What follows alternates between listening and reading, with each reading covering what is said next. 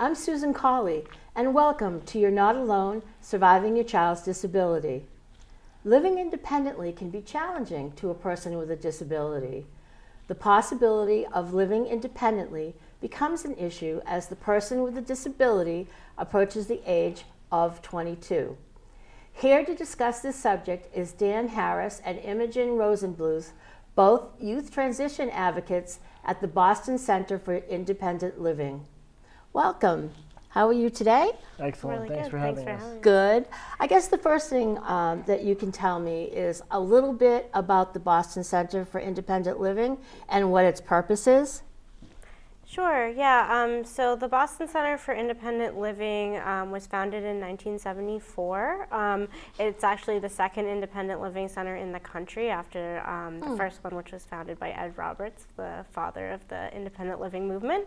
What our work really centers around a lot is helping people with disabilities find and define independence for them. And what we say is that independence means different things for different people, and so we're here as a source of support to promote independence for people with disabilities. Right. Did you want to say something about it, Jim? Yeah, I mean, I think a lot of the history of independent living really comes out of people with disabilities need and want to have determination in their own lives. A lot of times, when you're in school, your goals are told to you. The steps to achieve those goals are kind of given to you, right. But we really we aim to put the control in the person's hands, right? It's your life. We're doing this because you want it, right? And you're a part of it. You're the captain of the team, I guess, to use a corny analogy, but that's really what it is. Yeah. What types of living situations are there, and could you explain what they all mean? So I think there are a lot of different options for people with disabilities. Our definition of independence, if you will, doesn't just center around the actual housing aspect, although we do help people with housing, but really we're looking at sort of the bigger picture of what supports do you need to be living a life that you are in control of and you feel happy with, and that can extend to housing. For some people it's finding the state programs that they need to be connected with, like the Mass Rehab Commission or the Department for Developmental Services, the Department of Mental Health, but it also may be offering some peer mentoring experience and really promoting a to be shown basically what there is to offer. Yeah, exactly. Right. Yeah, so even beyond the actual living situation, which we do help with, but yeah, I don't know. Do you have any? Yeah, I mean, I think you kind of hit the nail on the head there. I think everybody's independence means different things to different people. So for some of us it is living in your own apartment or living in your sharing it with a roommate, that sort of thing. Sometimes it's independence could be keeping your room in your parents' house or whoever you live with, naturally, keeping that room, Clean and neat. clean, accessible to you. And I mean, I've definitely helped people kind of arrange their living space in a way that makes them feel safe and in control. Because that, to me, that's all independence is. As long as you're living a life that you're happy with, that you feel safe in, and that you're in control of, that's it. Do you think most people who are disabled, though, think in terms of living alone or living like in an assisted situation? I think that, unfortunately, some of that expectation is kind of put on them, either through the school or just in what they're seeing. They're probably hearing their peer group talk about living away at school and getting your own apartment right after college, and those things can happen. We can help you do that, but that's maybe not what's going to happen right away when all your friends are all your friends are doing it. So I think when we're talking to youth, a lot of it is saying, yeah, I get it. I heard those expectations for me growing up, and I wanted those things because that's what my friends were doing. That's what I saw on TV, Right. you know. And Yeah. but I also know that because I have a disability, you know, it may take me a little bit longer to achieve those goals. But if I really want to, I can. Great. Now, how can a parent help their child with a disability become independent as they approach turning 22? Well, we talk a lot about what we call the dignity of risk. Non-disabled people, they have opportunities and often do make mistakes in their lives and make some maybe ill-advised or ultimately unwise choices. And they're allowed to make those choices and learn from them. And I think sometimes obviously, people with disabilities, they may have different care needs or have different living situations than people without disabilities. And sometimes they lose that ability to make the mistakes and really go out and try things and sometimes fail because it's definitely a scary reality for a parent of a child with a disability or a young person with a disability. But I think we both really try to encourage parents to provide support. Obviously, don't put someone in a dangerous situation, Right. but step back a little bit to let their young person make a mistake, make a choice that maybe they wouldn't. Right. The parent Approve wouldn't of necessarily so much. make, yeah, Right. and find their way that way through experiences. Right, like learning how to cook or learning, basic skills, living skills, like making their bed and doing all of that stuff. But even like within the work, even with working with us, like I love it when a consumer who maybe hasn't been the most vocal about what he or she wants calls me one day and says, hey, I need to reschedule our meeting because I'm going to the movies or I want to go shopping instead. Okay, so number one, good job, thanks for calling and letting me know. Number two, that's your decision to make. Number three, maybe now we have to have a conversation about, prioritizing. Right, right. So it's exciting when a consumer can advocate for themselves, when a parent or a support person gives them that opportunity. But then comes the second step, or the third step, was that the right decision for the moment? And if the answer is yes, then great. If it's not, then we figure out, Right. okay, what can we do to make that not happen again, or make sure that if it does happen again, it doesn't happen a lot. Right. For sure. How do you teach someone or how to advocate for themselves? So I think a lot of that comes through, we can sort of build off of the supports that they may already have in place. So if the young person is still in school, after the age of 14, they should be invited to their IEP meetings. So Dan and I have both worked with consumers to, first of all, make sure that they're attending those meetings. It's so important. Right. And second of all, to speak at those meetings. It can be really intimidating. There's a lot of Definitely. authority figures, we've both written scripts for consumers, with consumers rather, not for the consumers, but for consumers, even if it's just introducing yourself and welcoming people to the meeting. It starts with these smaller, more contained instances, and then we can talk about our own experiences with self-advocacy, talking about, okay, I have a service dog. There are people that sometimes don't want me in buildings, right? And I Right. have to advocate for myself because I'm allowed to be there and I'm allowed to have my Right. support. Right. And really building off of our own experiences and working on a case-by-case basis, I Yeah, think, for a lot of people. It really is so individualized, and I think when we talk about the term self-advocacy, again, just like the term independence, it means different things to different people. So if if you're a young person who, lives at home with mom and dad every Wednesday night is chicken and pasta night, right? Right. And you're you're tired of chicken and pasta on Wednesday nights. Right. So you say, hey, can we have salmon and rice?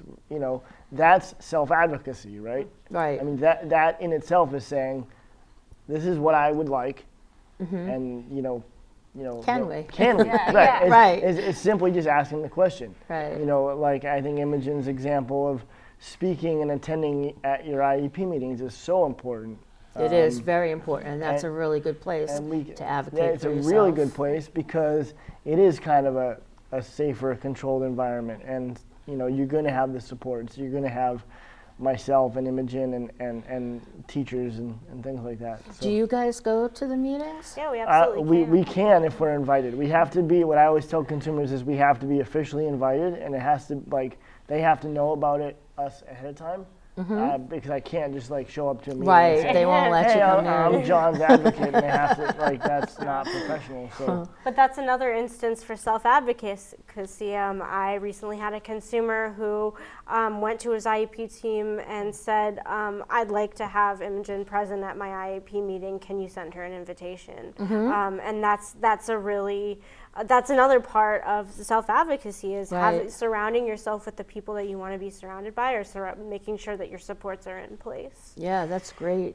So when can you begin assisting youth with the transition to 22? Our age range, in terms of our program, is 14 to 22. So we tend to see consumers, within that age range. But from a parent perspective, I think, start letting your son or daughter make choices. I mean, make small choices, make some large choices, make some mistakes. I mean, I think that all encompasses transition. Yeah, pointing out what you're doing. I made a grocery list, and now I'm going to be walking around the store to find what's on my grocery list, and then Right. I'll have to pay for the groceries. Right. Right. Little small steps. Sometimes that that's a you- big step. Yeah. Just indicating this is what I do as an adult can be a really beneficial step, and that can start at any age. Now, what skills do you teach youth with disabilities to successfully transition from living at home to living independently? So it's really up to the consumer. We have a model of consumer direction, consumer control, which means that we listen to the people around the consumer, like their parents and their loved ones and their teachers, but we ultimately value highest the consumer's own perspective. Right. So it is very individualized, but some common goals that I think we work on budgeting a lot. We work on social skills and communication. Like you said, self-advocacy ends up being a big part of it. Sometimes employment skills, housing search. There's a really wide range of things that we can assist with, and a lot of it is the consumer saying, hey, I've heard about this, can you tell me more about it, or what do I do when blank. Do they feel absolutely. that, does the consumer feel like there's a big swing from being at home to being independent, and in an independent situation such as living in an assisted living situation or living alone? I'm sure there's a lot of skills that have to be taught to facilitate that. Sure. Yeah, I mean, I think again, it's very individualized. I think some consumers are, very self-directed and know what they need to be successful. So Right. they're going to make sure that when they meet with me or Imogen, they're going to tell us, this is what I need to be successful. I need help with budgeting or priority setting. I kind of look at budgeting as not just like physical budgeting of money, but really knowing the difference between things like wants and needs, right? Right. Because really that's what budgeting is. If you have, if you have $300 to make it to payday, are you going to buy food, or are you going to buy the shoes that you saw, in the window? Mm-hmm. The idea is that you're going to buy the food because you need food to survive. You don't necessarily need the shoes. Right. So I think, again, it's very individualized, and some consumers don't know what they need. Well, that's what I was just going to say. And that's part of our process is to say, like, if living not at home or not in a really restrictive, supportive environment is what you want, these are the things you may need. Right. You may need some money skills. You may need some, we'll do phone scripts with you. I'll teach you how to, or work with you to learn on how to, call your doctor on your own, make an appointment, or cancel an appointment, or booking a ride on your own for some people is a big step. So again, it's all based on what the consumer wants and needs. And sometimes we have consumers who they have a big goal, like I want to move out of my parents' house and live on my own in an apartment. And they don't necessarily, they want to go straight to the step of looking for apartments. And so at that point, sometimes we need to take a step back and say, okay, how are you going to pay for your rent? Do you know how to go grocery shopping for yourself? Who would you let know if there's an issue in your apartment?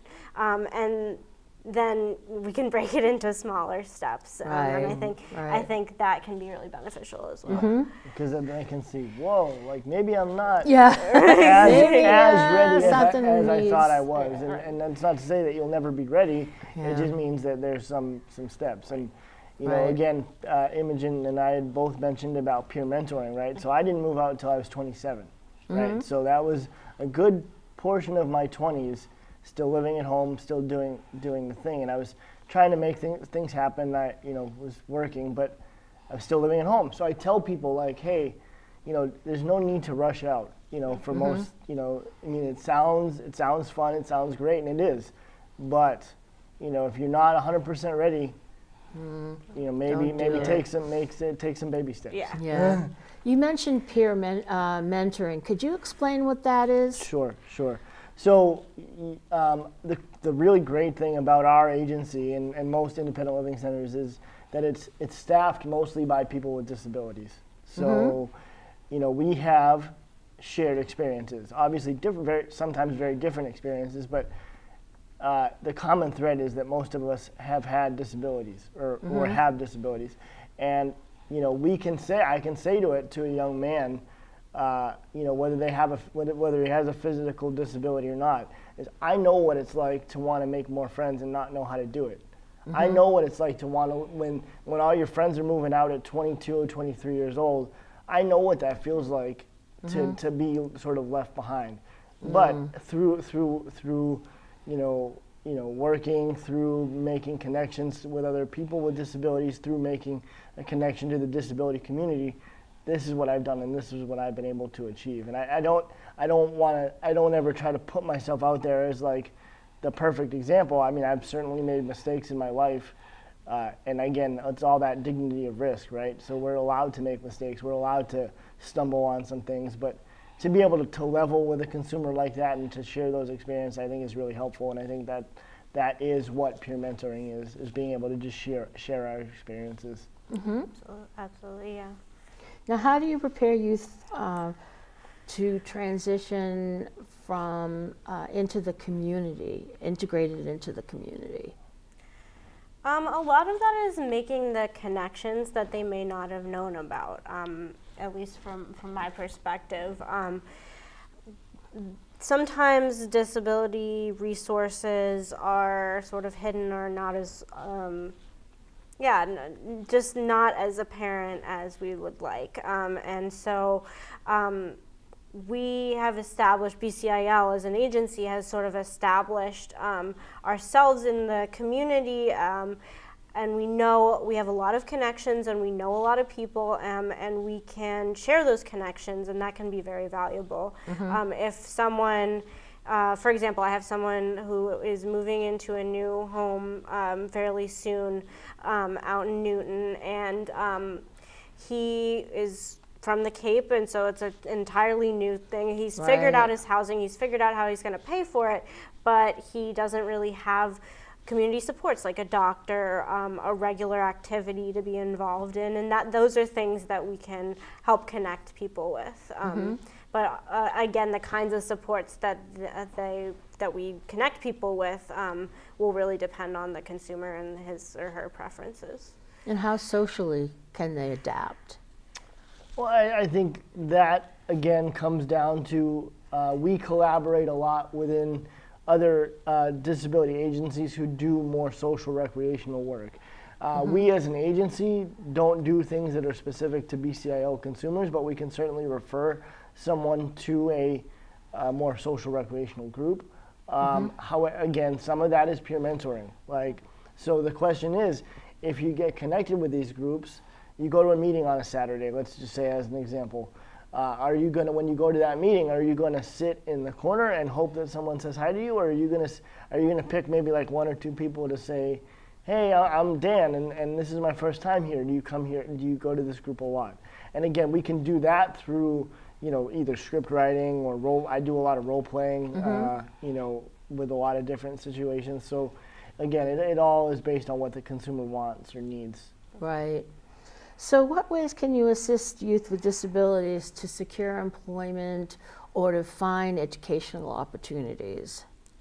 Yeah, so employment in particular, we work very closely. A lot of our funding comes from the Mass Rehabilitation Commission, who does vocational rehabilitation for the whole state. And we actually run a program called the Transition Internship Program that it's basically designed for students up to the age of 22 to have their first work-based experience. We pay them to go out and have internships and that's and nice. Yeah, and we also pay them to go to job skills trainings groups. Wow. So excellent. yeah, so it's a great program for someone who is maybe not sure what they want to do, or they don't necessarily have a resume yet, or they're figuring out how to break into the world of work. Right. And then from there it's between a 7 and 12 week internship, so it's not a long term. But from there, you gather the skills, you have something to put on your resume, and from there we might refer them to an MRC counselor who can really work on finding a long-term placement and match them more specifically to skills that they're interested in. Yeah, I've worked with them and they're pretty good. Yeah, they're awesome. They work really well. Did you have anything to No, add to that? I think Imogen encompassed it all. I think we do work really hard. If a consumer wants to work, we do work really hard on trying to get them at least into the TIP program. And a lot of it is too, like, that is a big goal that we see. A lot of consumers want jobs. So what I tell them is, like, if you see something you want to apply for, by all means, like, send it my way, or you can even do the application yourself, and then we can work on interview prep and things like that. So do you teach safety skills at all, or if you don't, how do they get them? Yeah, so I think that relates back to some of the peer mentoring.